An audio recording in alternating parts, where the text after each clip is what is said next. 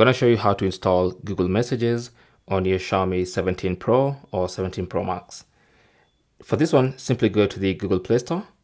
And if you don't know how to set up the Google Play Store, I'm going to leave a video linked in the description on how to set up Google Play Store and other Google services on the Xiaomi 17 Pro.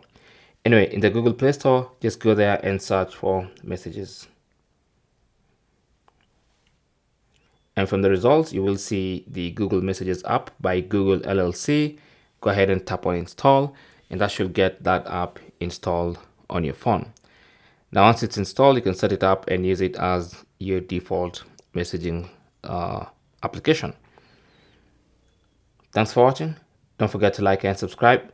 If you have any comments or questions, you can talk to us in the comment section. Good luck.